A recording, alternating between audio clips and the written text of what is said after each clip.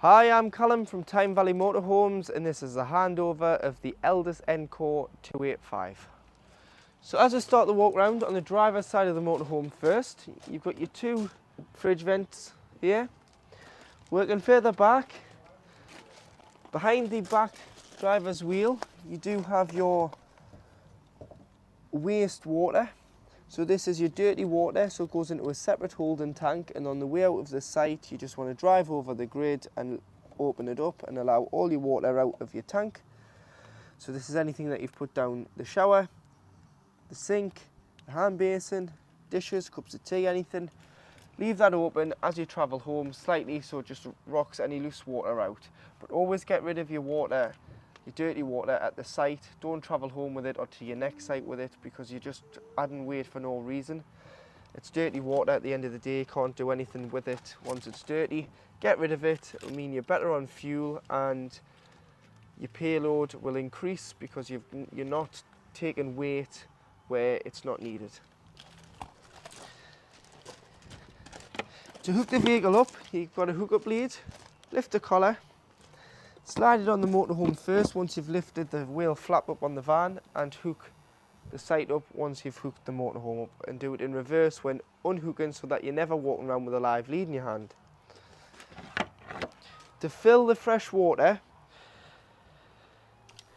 you've got a really small key here which is a lockable flap.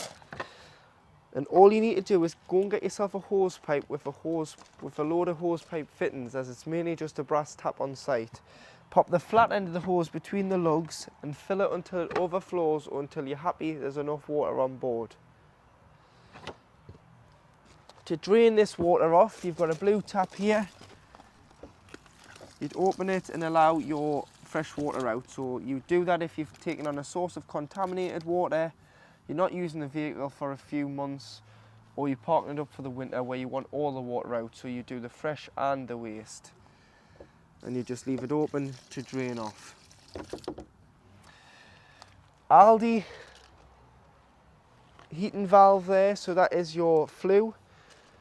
So what that does is it allows the fumes out when on gas. On electric it doesn't really allow any fumes out, but it's more for on gas. And then you've got your LPG locker.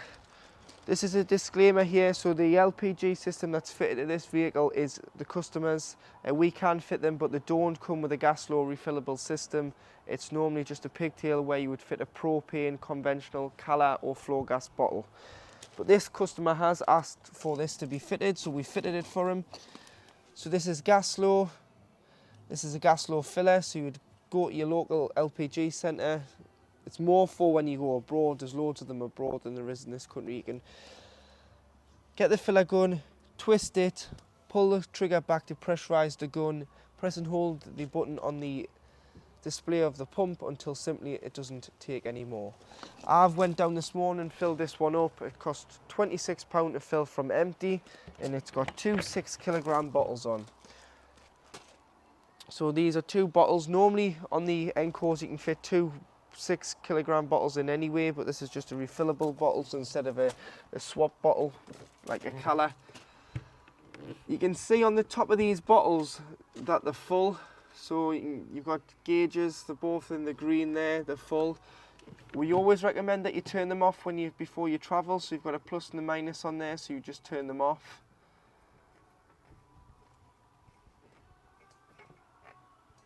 And you can turn them back on when you arrive on your site. You've got a manual changeover as well. So this is on this bottle, now it's on that bottle. You look for this little pointy bit and it tells you which bottle it's on. So you can always have a reserve bottle to turn over to. You don't get that on the standard conventional system. You just get one pigtail and you'd simply swap it over once one bottle's become empty, when you would carry a reserve. But because this customer's paid for this, we fitted the gas low, but it doesn't come as standard from the factory with it. On the back of the vehicle you've got your high level brake light and reversing camera, followed by another option which is a bike rack. So pull the bike rack down, you can slide these depending on how long your bikes are. put the bike on, through the wheel, through the spoke and tie it down. And then from the shortest to the longest arm tells you it holds the crossbars, but the shortest is the first rail, the longest is the last rail. So you can fit 4 bikes on there, but you need to have them the opposite way. So if one handlebars are facing that way, other handlebars facing the other way. And then we do recommend that you put some sort of bike lock around the bike frames and the bike rack just to avoid them being stolen if the vehicle was left unattended. This here is your cassette locker. So the locks on the vehicle all open with the tri-mark key. So this is your habitation key. That's for your habitation door should you ever need it, and the little keys for your water. Rest is just your main ignition key. So push both catches in and you'll be able to lower the door. Lift the orange handle up and slide the cassette out. If you ever go for the orange handle and it won't come out, it's because you've left your grey lever open on the bottom bowl of the toilet. That needs to be closed fully. The cassette will come out. You can drag it to your waste disposal point, which is normally beside your toilet block. And then you'd simply remove the grey cap, pop that to one side for the moment, start to pour the contents of the cassette out, but press this orange button in and it'll just drain it out. This is just water where we've tested the cassette with in the workshop. Once it's drained off, there's normally a tap, you put some water in, give it a rinse, tip out again before going in with a cap full of chemical, which is 120 ml. This can be green or blue depending on what the site allows you to use. And then once you're happy and clean, you just push it back in to use the toilet again. Coming down the passenger side of the vehicle, this is your underbed storage. So you've got some storage underneath your single bed here. This is the main location for your leisure battery. So on an Encore you have 2. You can have 2 batteries, you've got 2 points where you can have 2 batteries. This, it only comes with 1 from the factory as standard, and this is where it'll be underneath the bed. So there's your battery. It is a 95 amp hour battery, so if you get another battery, you need to get another battery with the same rating. So get another 95 amp battery. And it's best to stay with the same manufacturer if you can, because if you were to get an 85 amp battery, and this is a 95, this one will only work as good as the 85. It will reduce the power that this can take. So get 2 of the same ampage and they'll work as 95 amp batteries together. If you plan on using your kayak or external barbecue, instead of carrying a spare bottle, you can use the bottles on board the vehicle. You have a connection here, so there's a quick release connector on a bit of cable tie there. You need to cut that off. That slots into there. Then you'll need some gas hose and a Jubilee clip to connect it all together, and yet you'll be able to use the gas on board the vehicle to power your kayak outside. But make sure you turn this, once everything's connected, you'll be able to turn the red tap on from the off position. External TV points, so if you're wanting to put an air awning on the side of the vehicle or safari room, you can connect your telly and have it out here instead of inside the vehicle.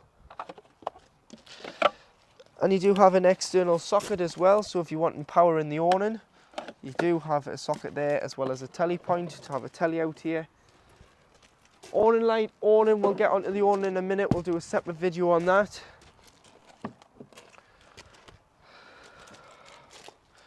At the passenger door, you do have the location of your fuel. So it's a diesel vehicle, it opens with the main key, the main fade key, as it's a lockable cap, and you can fill with fuel. And because it's a new diesel engine, it takes AdBlue, so it's a 19 litre capacity tank of AdBlue on a Fiat Ducato. It'll come up on the dash when it needs it. It'll do 5,500 on a full 19 litres. Once you've done around 4,000 and you've got about 1,500 miles left to go, you'll probably get the light to say it's time to top up, it's a bit low. You can pull into the petrol forecourt and buy it on the pumps now, because most wagons and buses and all new diesel vehicles take it, so you can purchase it like that, or you can purchase it in drums and you can top it up. Depending on how many miles you're going to plan on doing a year, will determine how many times you fill this up. Normally, on theory, it's once a year. tyre pressures are here, so 5.5 bar, which is 79.5 psi. The toolkit is underneath the passenger seat, which includes a jack and a brace and a tow eye. This would just lift off.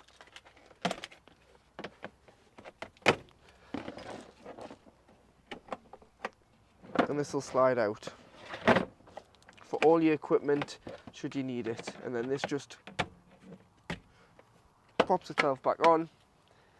Main engine battery, with it being a Ducato, lives underneath the cab floor. It's not underneath the bonnet, it's underneath the floor of the vehicle. So should you need to change it in years to come, or you want to put a charger on just that battery, you just lift this cover off and you'll be able to get to the tops of the terminals of the battery. Bonnet release, however, is here.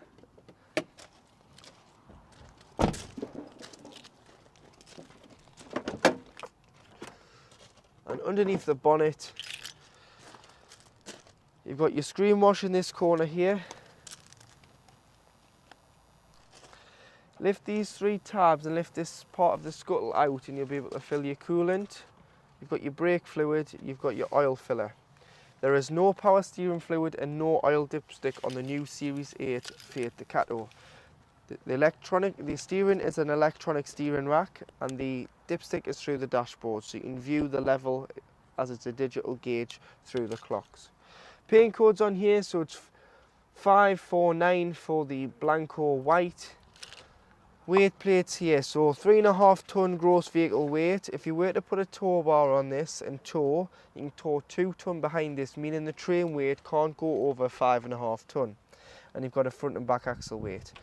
Unique build number on the bottom, which is your SGE number. That is your build number from Elddis, so if you ever need parts, contact your Elddis dealer with that number. They'll put it on the system and they'll be able to ask Elddis for the right parts for your vehicle.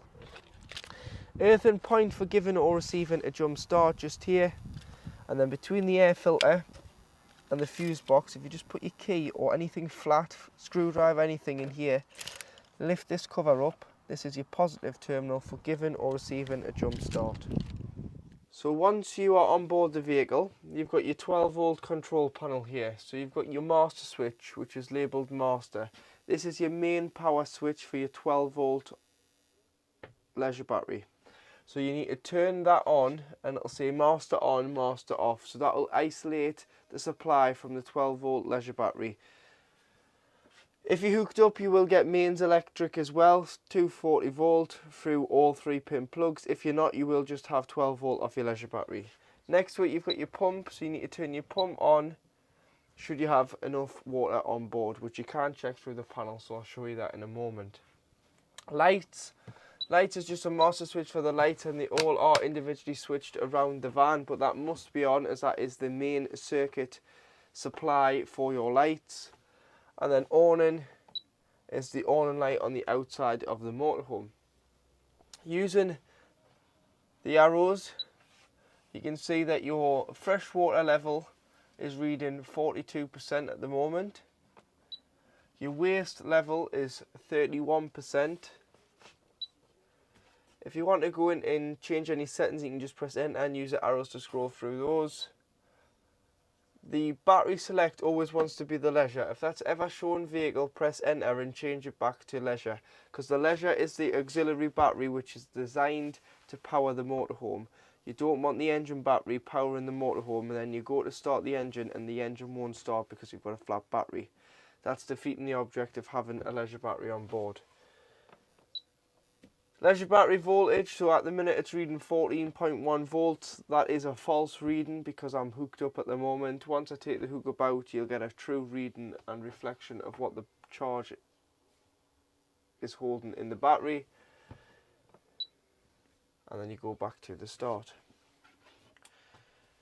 So on this vehicle, your heating and hot water system is through the Elddis heating system. So the Elddis heating system has a control panel, which on this motorhome is located above the main 12 volt control panel. So all you need to do is press the on button. It'll go through its cycle and it'll bring you to the menu. So on the menu you can see there that you're hooked up. Your temperature of the inside of the van is 24.5 degrees at the moment, but it's on circulation, so the heating system is circulating the heat. So if you click on the one with the house, which is the temperature of the vehicle, you can change it. So you can see there that with the plus and the minus, you can select the temperature that you want the inside room temperature to reach. So at the bottom, I've got it selected to 26.5 degrees. And above, you'll see that it's saying it's 24.5 degrees. So that's what it's currently at, but it's going to gain up to 26.5. Always make sure that you've got the temperature above the outside air temperature, otherwise it won't warm up because the vehicle is already at that temperature. So whatever it says above 24.5 degrees, always make sure that you've got it above that, or whatever it's reading, because otherwise it just won't kick in. And you can take this all the way up to 30 degrees, or bring it down to whatever you want it to reach. Pressing menu, you can select the energy source. So the energy source is either gas or electric, but you've got 3 sources on electric. So you've got 1 kilowatt, which is 750 watts of mains electric. You've got 2 kilowatts, which is 1500 watts of mains electric, or you've got 3 kilowatts, which is 3000 watts. So it all depends on the amperage on your site, will determine whether you use 1, 2 or 3 kilowatts.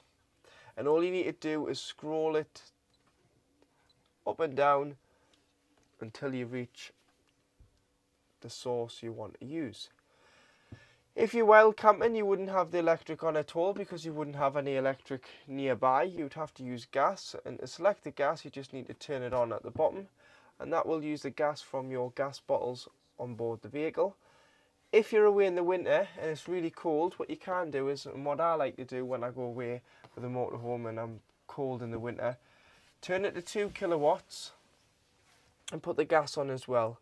This will reduce the time it takes to heat the vehicle and the water as you're using both sources. So I normally put this on for the first 20 minutes, and then after, just turn the gas off, leave the electricity to continue to do its job and maintain the heat and provide you with the heat, because you don't want to waste your gas.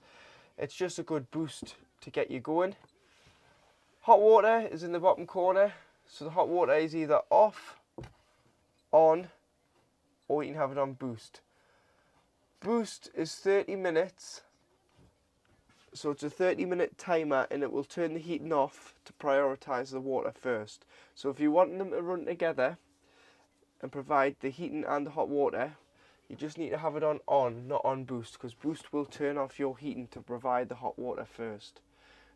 So all you need to do is, when you arrive on site, hot water on, heating on, should you need the heating, or just turn the hot water on in the summer, and that'll provide you with enough hot water and the 10-litre boiler to do the dishes and have a shower.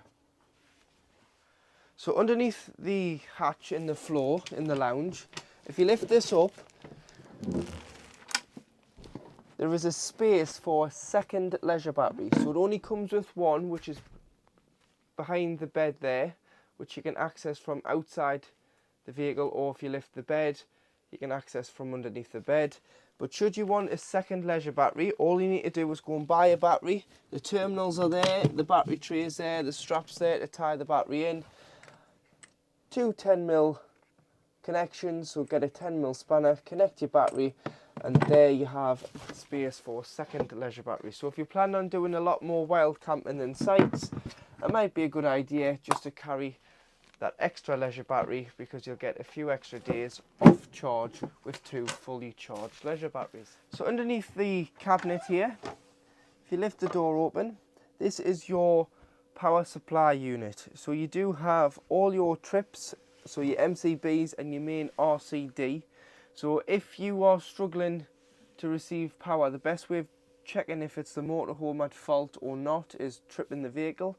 If the vehicle doesn't trip, you are not receiving power. If it does trip, then you have got power on board. Underneath, you've got all your 12-volt fuses, which are listed what they do, so it is a good idea to carry some spare fuses with you, just in case a fuse does blow. You can just pick one out, see if it's broken in the middle, and replenish the fuse.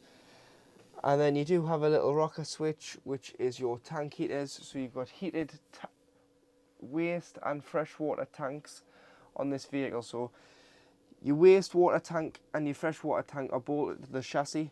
In the winter when you're using it, if you plan on using it in the winter and it's going to freeze overnight, just turn this switch on. That will stop the water from freezing because it puts a current through the water with a heated probe to stop the water from going below freezing. If you're storing it and not using it, we always recommend in the winter that it's fully drained off and no water's left in the motorhome. So in the kitchen on the Encore, you do have 3 gas burners.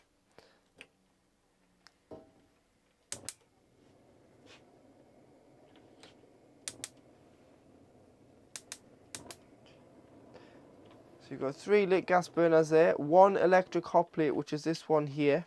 So do just be careful that you haven't knocked that when loading the van, because there's no light to say that's on. That will just automatically turn itself on when mains electric is connected to the motorhome. So make sure everything's knocked off, everything's nice and cold before you put the glass lid down, otherwise you could shatter the glass if it is still too warm. Underneath,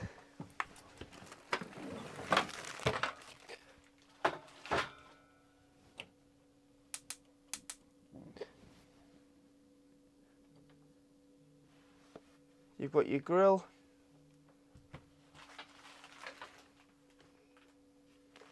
and under your grill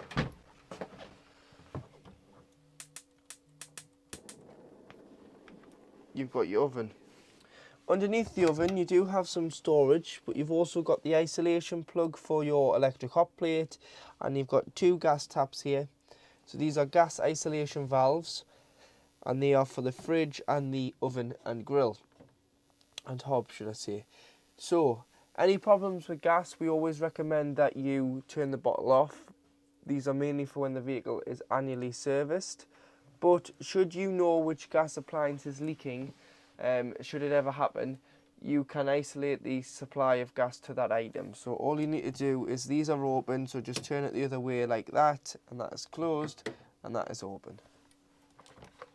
Above in the kitchen you do have your Russell Hobbs microwave. So this is an 800 watt mains microwave with the plug for the microwave being at the top there. So should you ever need to isolate that, or you want to use the plug, you can, it's just up there. Catches underneath the doors, and you've got cup and plate rack in here.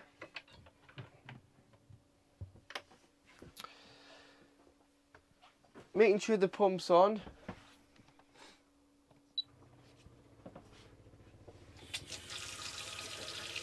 You've got a pressurised flow of water, and I've got it on the hot there, and that water is red hot, so that's working as it should. You've got some light switches here, but I've marked one switch which is an important switch. It's an Elddis circulation fan. So because the Elddis system is more like a radiator system, like home, opposed to being like a Truma or a wheel system where it's air blown, the heat will circulate by itself. But you've got vents at the front where the carb is. So your carb on your vehicle will be the coldest place on all motorhomes.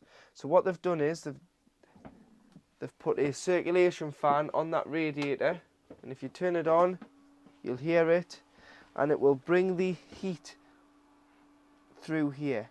But what I would always do is allow the Elddis heating system to get warm first and then put that on, otherwise you're just going to be circulating cold air, which is not so good in the winter. So give it 20 minutes, half an hour to warm up, unless you're putting it on gas and electric together, which will reduce the time like I've told you. You can then put the fan on when it reaches a temperature, which you can look on your panel, see how warm it is. Turn your Elddis fan switch on, and it will circulate the heat around the front of the lounge and the cab. So to operate your Dometic fridge, you press and hold.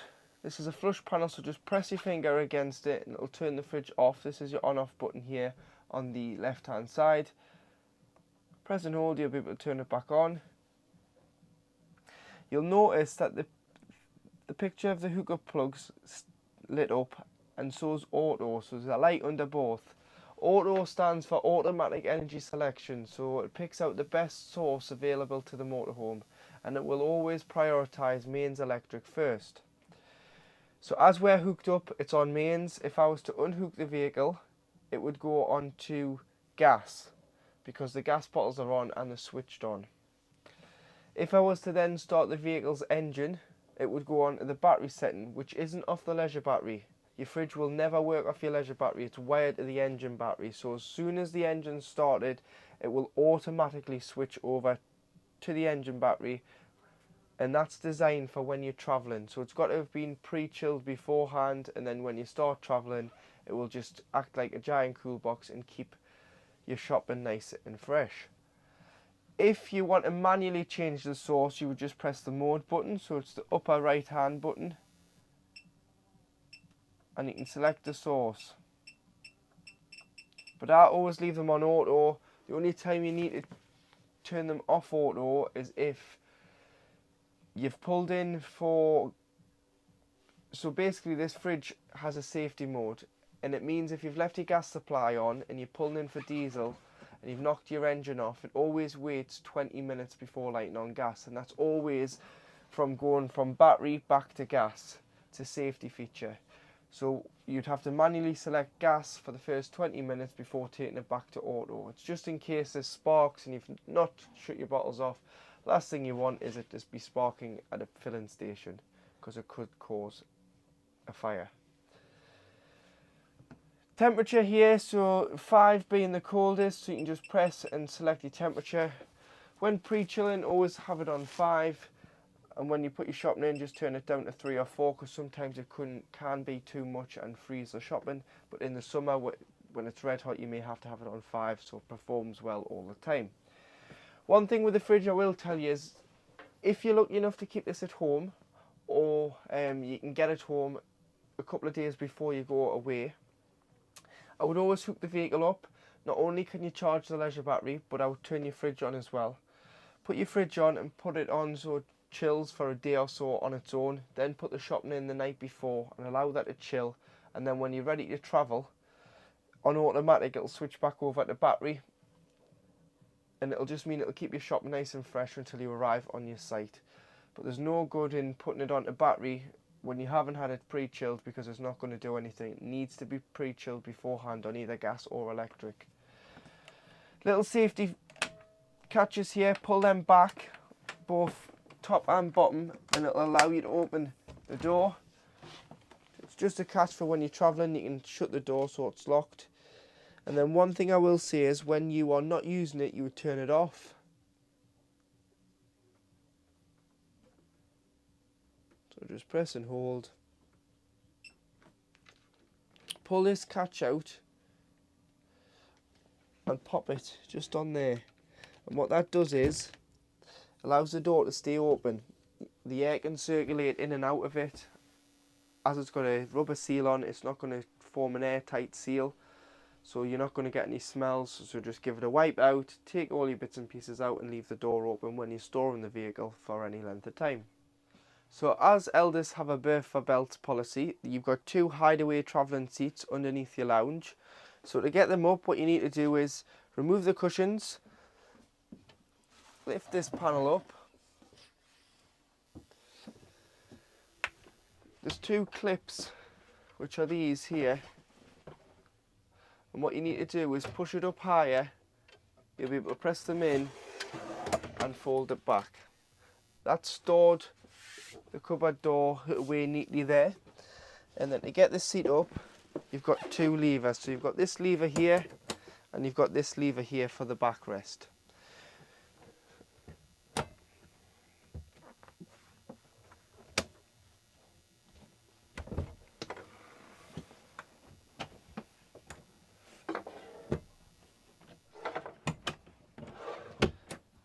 So put your backrest up and push that out the way, and then this just lifts up, so your base lifts up and locates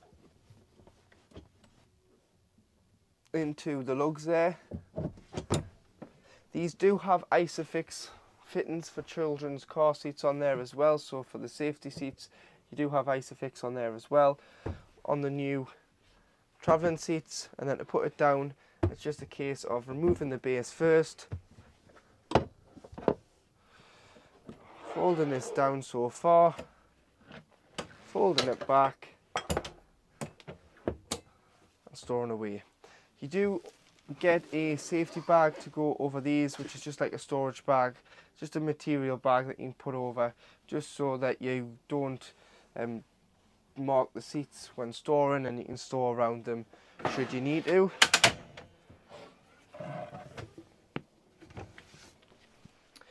So in the lounge, this bed does make up into your second double bed, as it is a 4-berth vehicle. So just lift and slide.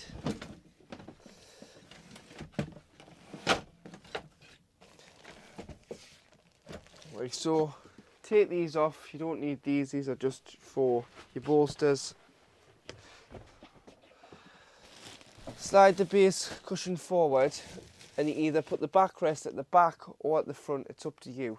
I would always recommend turning everything upside down so you get a flatter surface to sleep on, but I'm just going to show you as easy as I can. So just pop them like that forward, that goes in there. And then there is an infill cushion, this here, so that comes out to one long cushion, and that would just go down the back. But as it's tucked up and wrapped up, I'm going to leave it like that for the owner of this vehicle, but it would just go down the side there and form your double bed. So when you come in to the vehicle, just beside it you do have your table store, so that's where your table will store in here, so you can have it at the front or outside should it be a nice day, and you've got a little bit of storage on the top there should you want to keep anything. This is a wireless charging pad, so should you have a phone that's compatible with wireless charging, you can pop that on there and it'll start to charge. But you do also have 2 USBs in there as well, so 1 amp USBs, and that just pushes in and out. 2 240 volt sockets, telly points, you've got 12 volt telly. This TV is an optional extra that the customers had fitted. They don't come from Elddis with this. So this is an Avtex television which we can offer and fit. And every time you move locations you do have to retune the TV. So it's just AQT, press and hold,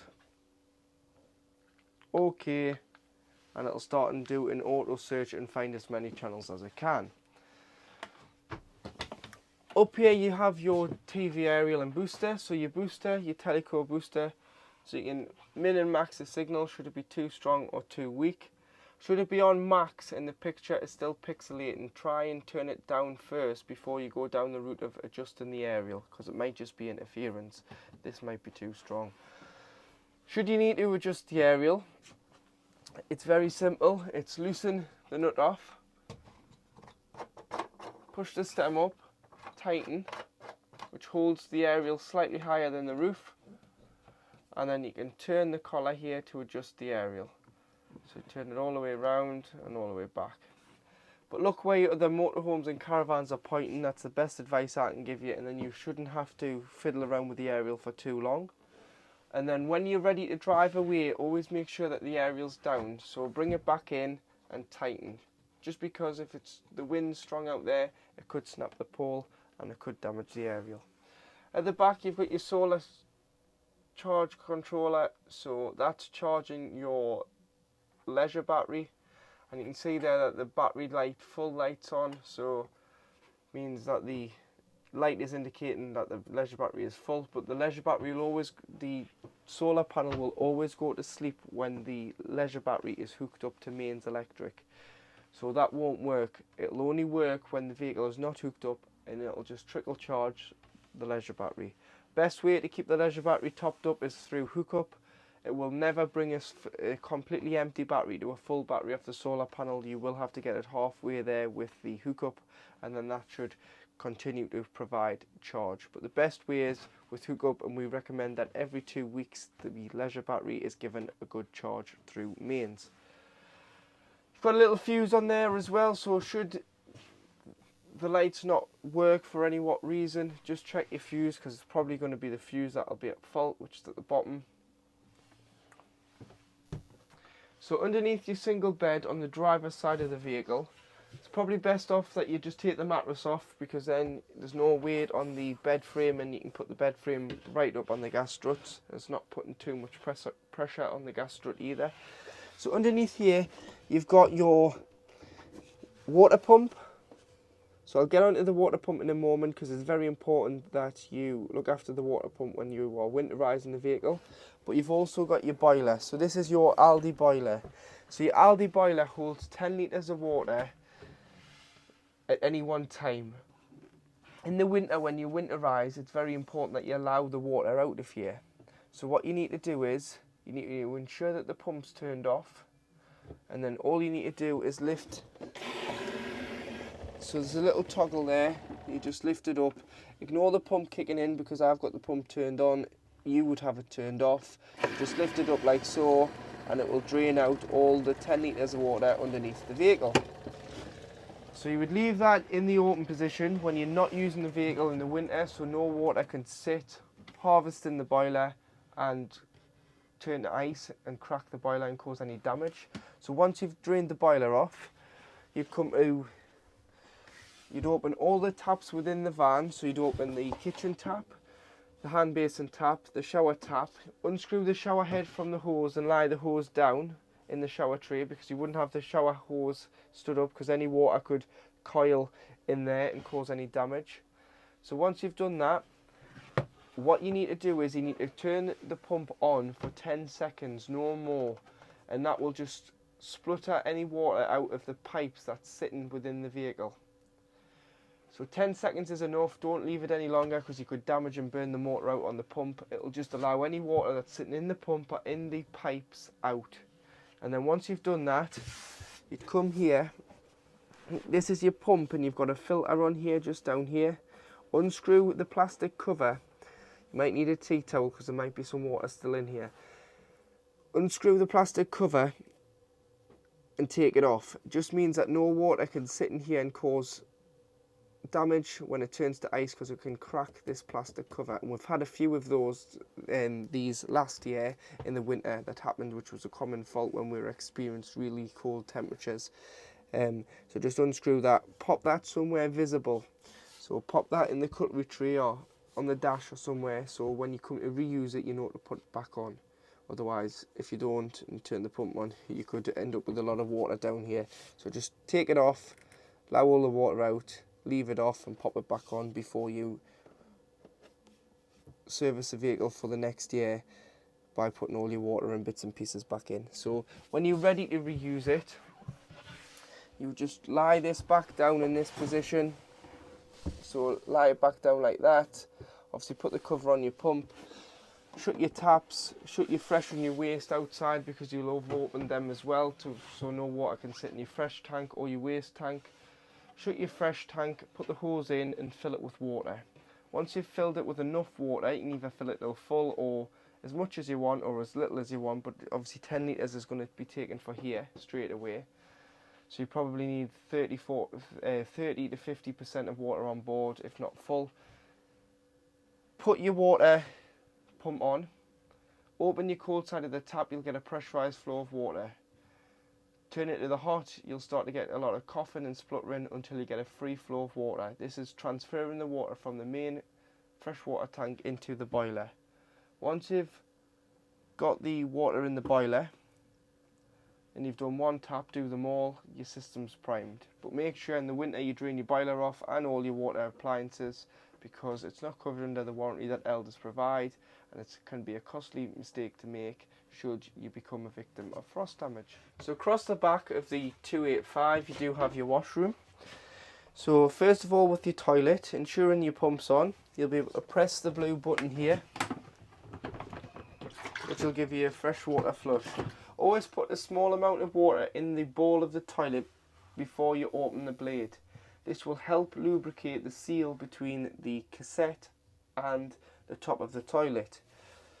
This grey lever here is known as your blade handle, so before you even think about using the toilet, you need to open this, so slide it to the right. The hatch is now open, you can see into the cassette, so when you use the toilet everything goes into the cassette. Once you've used the toilet, you'd flush. if you've bought the blue and the pink together, obviously the blue goes into the cassette itself. The pink can go into the header tank, but this hasn't got a header tank. So what you do is you just put small amount of pink into a spray bottle, dilute it, spray the ball, flush, and then once you're finished, close the blade. That will clean the ball and give a neutralizer spray in the bathroom. Storage drawer in here. Wardrobe is above, so you've got your set of carpets there, got your wardrobe, and you've got your Aldi header tank. So this is an expansion tank. So this is where your antifreeze liquid goes in there and provides the heat through the vehicle by heating the liquid up. So it's like a household radiator system, but there's no water. It's antifreeze to stop it freezing in the winter. Should you need to top it up, at the top there's a little cap you can remove and fill. You've got a min and a max, or you can just take this cover off. What I would do is I would just take the 4 screws out, remove this cover off, then you can get to there. You've got a max and a min. You can't really see the min, but the min's further down, it's about here. Always run the system up before you think about topping it up, because it's an expanding liquid. So you might think, oh, that's halfway, I'll give it that little bit extra, and then you'll run it up and it'll be way above max. So run it up before you top up. 5-year lifespan on this liquid. So as this is a brand new vehicle, they recommend that the liquid is changed no later than the 5th month of the 28th year. So you've got 5 years and a bit there, and it's G13, the liquid. So the antifreeze code is G13 that it needs to be topped up with. You can go on to Aldi's website and buy Aldi's own liquid from most caravan shops online, Amazon, eBay, or you can go onto their website and view. They recommend 6 different other manufacturers of liquid that they warrant and recommend, so you can top that up there.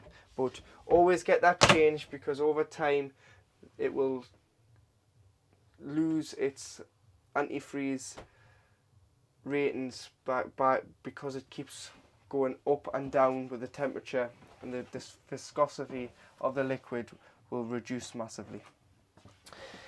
So that's why they recommend it changed every 5 years. Storage under here.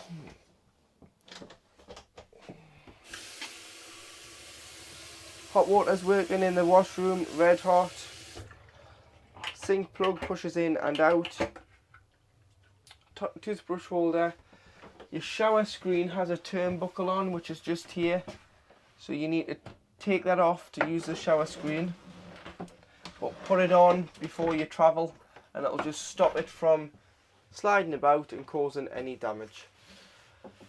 Like I was saying about the shower head, make sure that's screwed off and laid down when winterizing, because you wouldn't want the water to freeze in here. Be careful with what you wash the shower screens out with, because you can damage the finish.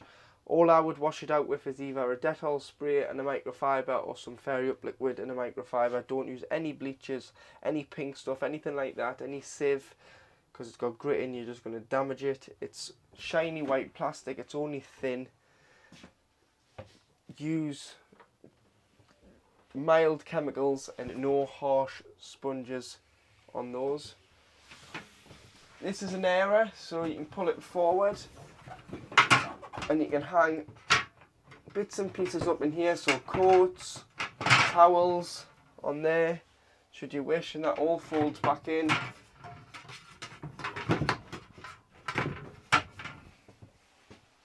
So using the winder, pop it on the back here and wind the awning out. You want to wind the awning out until you can reach inside of the canopy. So keep going, probably to about there, and then you've got legs inside the canopy. So one hand at the bottom, one hand at the top, pull towards you. Loosen the nut off here, which works your telescopic leg. So you can adjust the height and then you can tighten it into place. Pop both legs down as soon as possible, because it helps the weight bear better with the legs down. And then what you can do is you can wind the awning out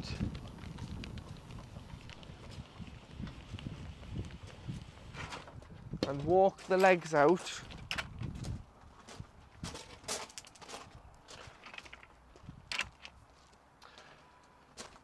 Some awnings come with a rafter bar depending on length. This is quite a long vehicle, so it's about a 4-metre awning this. So it does this one does have a rafter bar, which is here, which is a telescopic bar which clips in at the front and the middle there, and just helps bear the weight better in the middle of the awning where there's no support.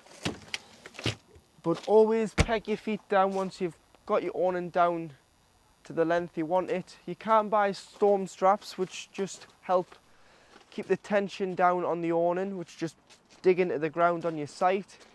Or if you are using an air awning, you've got a C-rail, so you just wind it out that little bit, put your housing on there, your figure of 8 housing, and then connect your awning and wind it back in. But always use your awning when you're there to keep an eye on it. If you ever go out for the day, bring the awning in. 15-mile-an-hour winds or more, don't use your awning because you will cause damage to the vehicle parked next to, or your own damage to your awning or your vehicle. And then to bring it back in, all you need to do is wind it in. So far,